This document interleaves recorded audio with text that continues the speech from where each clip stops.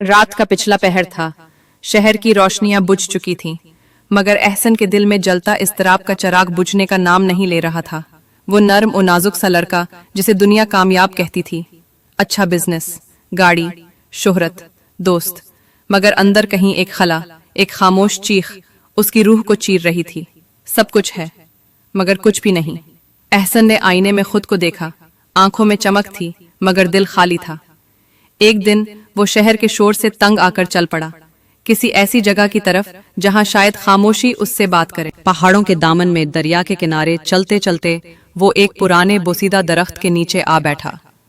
वहां उसे एक बुजुर्ग मिला, सफेद दाढ़ी, नंगे पांव, खाकी लिबास और आंखों में अजब सुकून। एहसन ने झिझकते हुए पूछा, क्या आप दरवेश हैं? नहीं, बुजुर्ग ने कहा, मैं तो वो हूं जो खुद को भूल गया है ताकि सब कुछ पाले। ये जवाब एहसन के लिए मुअम्मा बन गया। क्या आप मेरी मदद कर सकते हैं? मुझे कुछ समझ नहीं आ रहा, मैं खो गया हूं।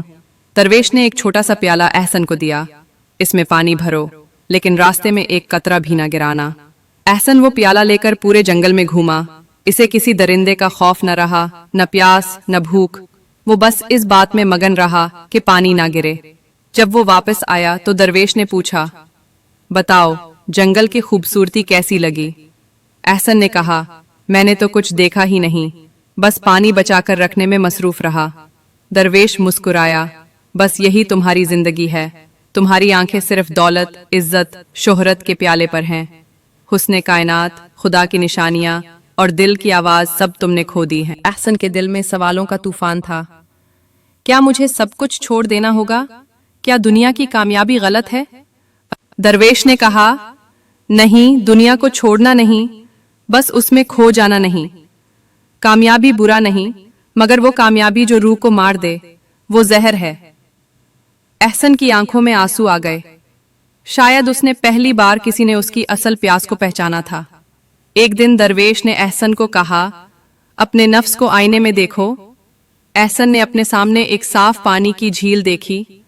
वो जैसे ही देखने लगा, अचानक झील का पानी तूफानी होने लगा और उसने अपने अंदर एक वहशी इंसान को देखा। खुदगर्जी, हसद, गुस्सा। ये मैं हूं, उसने रोकर कहा। दरवेश ने सर हिलाया, हाँ, और ये देखना ही पहला कदम है खुद को बदलने का। दरवेश ने उसे रोज रोज की खिदमत, खामोशी, सादगी और इबादत की तरबियत दी।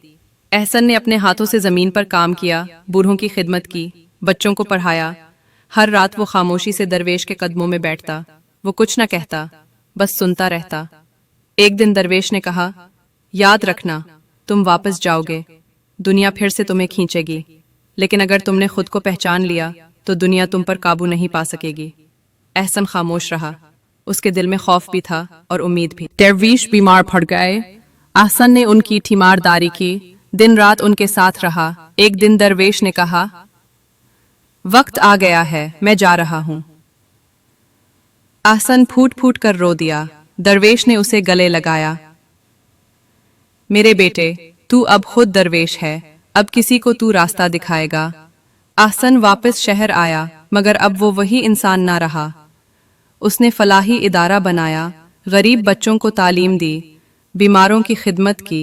दौलत उसके कदमों में थी, मगर वो उसका गुलाम ना रहा। उसकी आंखों में सुकून था, लबों पर मुस्कुराहट और दिल में नूर। एक दिन उसे दरवेश की लिखी एक पुरानी किताब मिली, जिसमें आखिरी अल्फाज दर्ज थे, खुद को तलाश करो, दूसरों को रोशनी दो, और याद रखो, जो अपनी रूह को पा लेता है वो सब कुछ पा लेता है। एहसन अब एक रूहानी उस्ताद बन चुका था। लोग उससे सवाल पूछते और वो उस प्याले की मिसाल देता। जिंदगी का प्याला भी ऐसा ही है, इसे लेकर जो, मगर रास्ते की खूबसूरती को देखना न भूलो।